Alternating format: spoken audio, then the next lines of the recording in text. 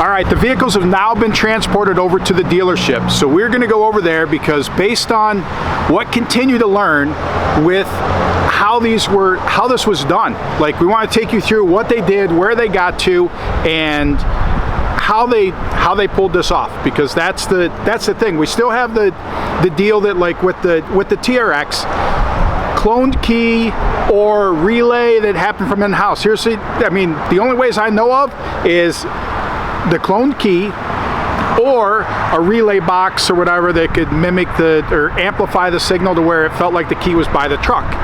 So that's a TRX. The Durango, they didn't have any of that, so they broke in through the sunroof and got in. Now the thing is, like, when they got in, and that's where there's mixed stuff, because people are talking about, and you watch a lot of videos, and I did watch the video on, like, whatever, the World's Most Wanted or whatever, like criminal, like, or car thief, but that was OBD port. I don't believe we had OBD port is how they did it in my vehicle. So I want to take you through each one of those steps, because I want to know what each one of these things do, and I want to teach you. And here's the call out on it. It's like, literally, I really want to know. So if off the record, somebody needs to contact me to, like, because I want to steal my own car. Like, that's, to put it bluntly, I want to know how to steal my own car so that I can help myself and help all of you protect your vehicles better. Because when they talk about an OBD block, and then they talk about, like, different things with, like, with covering the VINs, like different stuff, I mean, want to know, because is there a way that we can take our vehicles and make them dumber, so that we can go back to the old way, or maybe not all the way to the old way, but can we get rid of all the RF stuff and actually just use the cell phone to get into it? Is that a better way? But literally want to take you through all the pieces of both vehicles now that they're over at the dealership. Waiting for the insurance adjuster to meet us there next week. So here's the deal. And I know I'm jumping around, but, like, a lot of information there.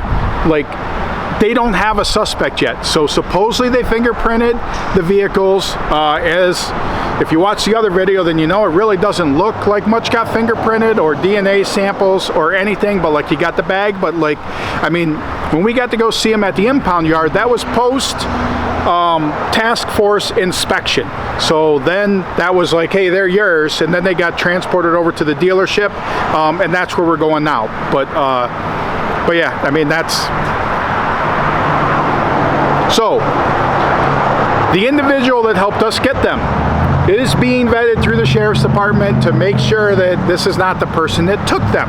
So, as far as suspects, nobody in hand. They said DNA can take a year, 2 years. They said fingerprints, that they think they might have got a couple fingerprints, but we still are having leads come in on possibly the people that did it, and we're really hoping to go down that road to be able to figure that out. And appreciate all your guys' support on all that, and all the leads coming in, and the people that are still looking out for this stuff, because just getting the vehicles back is only a small percentage of the thing. Like, it is, how do we stop it from, I mean, there's all kinds of things. How do we get the people that did it to, I mean, unfortunately, they'll only be off the street for a night, but how do we also learn from this, and I learn, you learn, on how to keep it from happening again, based on our knowledge, not just, oh, you got to do this. Well, I want to know why to do each one of the things, and what does that do to help it, because it's still, like, the stuff I'm learning is, like, you can have all the protection in the world, they're still going to break your fucking window and get in there, and then they might not be able to drive it away. So now you just got a broken window and whatever damage they did inside. How do we somehow keep them from even going into the vehicle? And that's where maybe that sticker idea isn't a bad idea. Protected by sick. Like, I don't know, like, maybe. So all things are up in the air. So, but we're going to get to the dealership. We're going to take you through each one of the steps of what we feel like happened, and then I'm really looking for feedback, really looking for a further education on this, so that we can figure out how to prevent this from happening again. Thanks for watching, guys.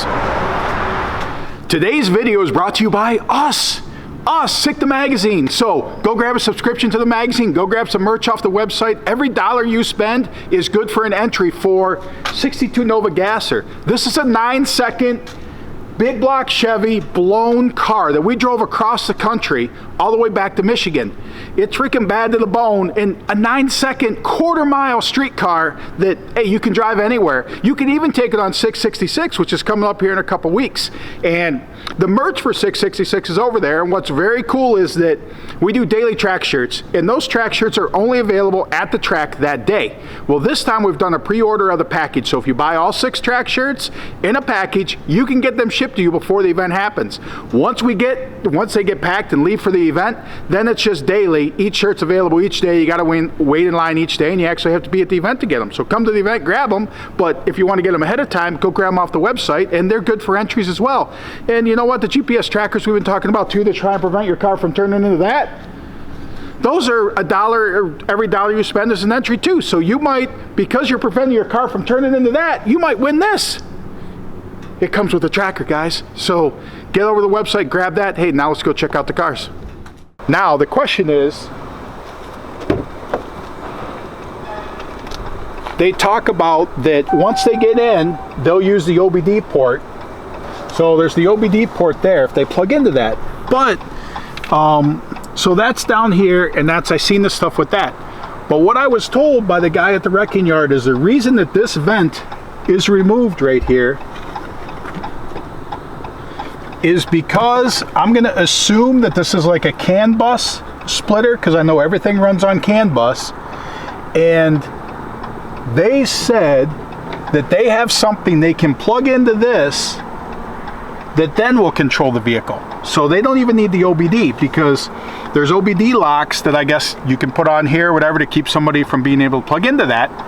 Well, even if you had that, the fact that you can plug into this, like I said, I'm guessing it's a CAN bus harness that you can plug into this with something.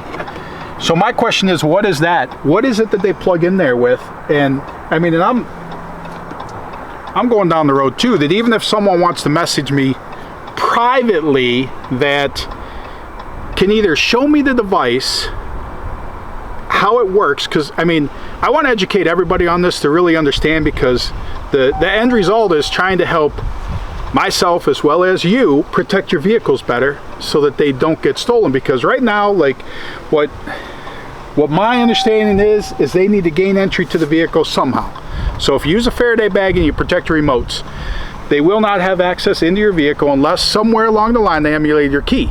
So now the question is, can you disable those? Is there a way to disable the remotes for your vehicle? I know they don't have the keyholes and stuff anymore, but can you do something to where you're not using the factory remote or something that they emulate anymore, even if it makes it more difficult? Or can you enable and disable the RF or whatever, even that, hey, you know what, you could do something to where your vehicle won't allow the RF stuff to work, to unlock your doors, and inconvenience for remote start or different stuff like that. But I mean, maybe if you have the phone app that's going to use cellular to communicate with it, and maybe you use that to lock and unlock your doors, and you just have no remotes that work on your vehicle, would that be a solution to the exterior part? Now, once they get in your vehicle, the protection of the OBD was one thing.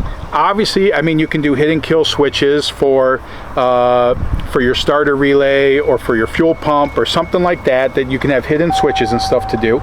But if you block your OBD and you have those items, like, and I guess even if you don't have those items, can they just go into this CAN bus and plug something into there? I mean, I really want to know. And the other is why, I'm going to assume you have the Harman box or whatever that was behind the radio here. So I am going to venture a guess, assume, or I mean, with high probability, this was taken out for the GPS part of it, to get rid of GPS. At the rear third brake light, I'm assuming that's GPS. So that's why that is ripped out. But now, like, my question is over here, I mean, the other is, what are these different hard drives? Because there's, or maybe this one doesn't have two. This one has that one. I know the Durango has something in the center console.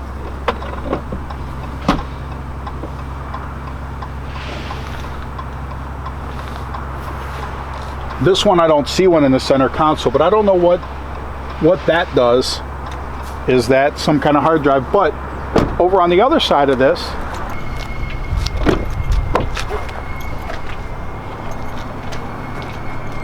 hey, there's the vent from the other side. Maybe I saw that and didn't realize that was the one from the other side. But what is over here? I mean, maybe it's another antenna, because this says active. It says active, and it does look like an antenna.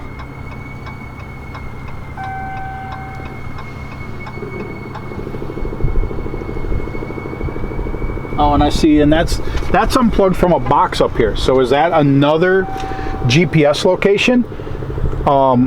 Not sure. Like somehow though this vehicle was still communicating every once in a while. Like when finally, here's the crazy thing too, is like when the alarm finally went off, the first time the alarm went off was yesterday when the police went to fingerprint the vehicle or whatever and do that stuff. That's the first time we got an alarm notification. So there was no alarm notification prior to that. So don't know how that can be, but those would be the TRX questions. I mean, I'll show the spots on the Durango because I want to understand that as well.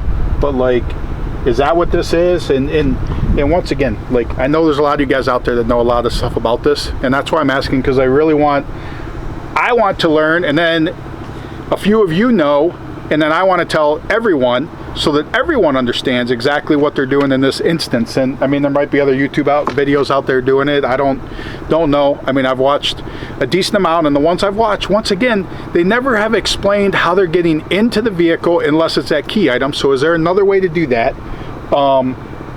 And the other is, what are they doing when they're in here? Is that just that Garmin? Is that the main box for communication or GPS tracking? Is this an antenna? Is the back behind where they pulled this down?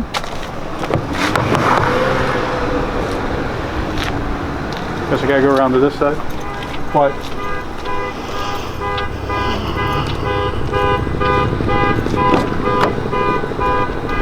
so where they pulled down this liner and these wires ripped out, is that because that's another antenna that's back there?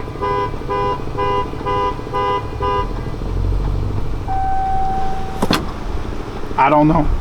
So those are the questions on the TRX. Now Durango's over here, and then I mean, I got questions on the questions when we get to the Durango as well.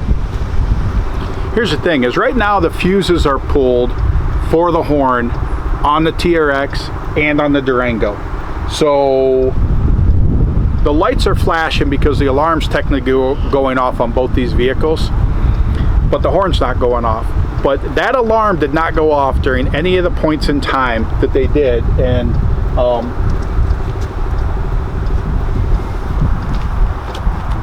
I guess we need to cover up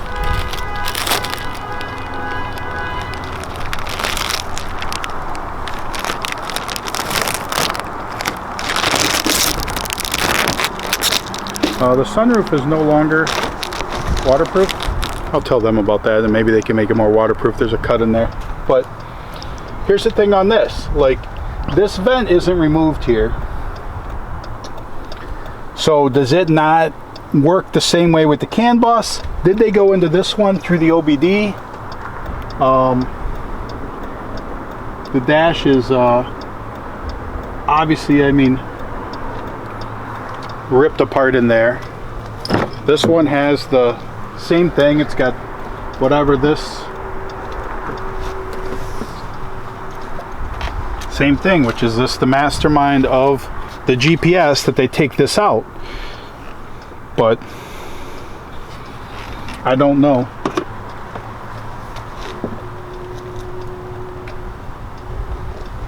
The back is, the back's tore down. The other is, like, with the amount of stuff that's still left in here, why'd they take all my shirts? Like, I had a bunch of shirts in here. I see that there's a water bottle and stuff back there. There's this little stupid hat that, I don't know why that was in there, but it's still in there. And but the shirts are gone. And they left their backpack. So, not sure what's up with that whole thing, but I guess let's go around to the other side on this, because it's like, this doesn't have the, like I said, that part tore apart right there. Obviously the front of this, they ran into something with it. Don't know. Dealership did say that they're going to completely clean these things up and detail them so we can figure out any damage, scratches, anything like that.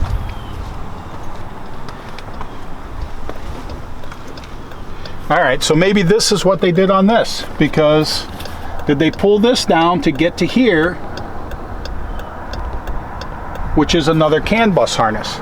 So I guess I'm really wondering about that, because the systems that I've seen and the stuff that people are talking about is OBD. I've watched, like, and I watched the one video or whatever with the world's most wanted thief or something. He was not using a plug into a CAN bus. Now he did talk about, like on a Toyota or something, taking out a headlight and that you could get into it through there. But they must be using something that you just plug into the CAN bus. So someone that knows, let me know on that, because I'm very curious what this is, and I want to see it.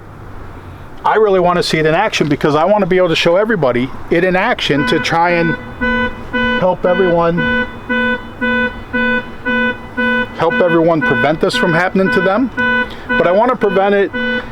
I want to come up with a way that we prevent it before they break the glass and get in and find out that it's wrong. And that's why maybe the sticker's saying, hey, this thing's protected. It's got SICK GPS on it or whatever the hell it's got on it. But like, to protect it, that they say, hey, there's easier targets out there, and we just don't want to be the easy target, which I know right now I was the easy target because I accepted everything how it was. Same thing though, dash ripped apart with all that out of there. And you got the same thing over here where this is all tore down.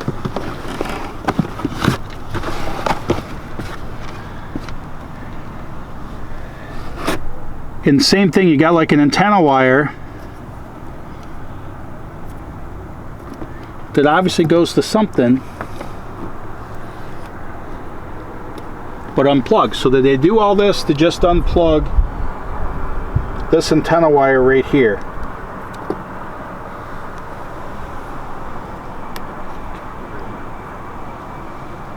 Very unsure. So, but so I guess I'm freaking looking at the same thing with both of them. Like this one, they gained entry through the sunroof. So how did they gain entry with the TRX? That's one. But once they were inside, they did the same thing to both. I guess just different locations. They used the vent on the TRX as where they gained access to a CAN bus harness, I believe. That's on the Durango. They did that over here on the passenger side. They unplugged an antenna over here. Both of them, they got to the third brake light area. So there's obviously something back there that they mess with. And both of them have that Garmin unit ripped out from behind the display. So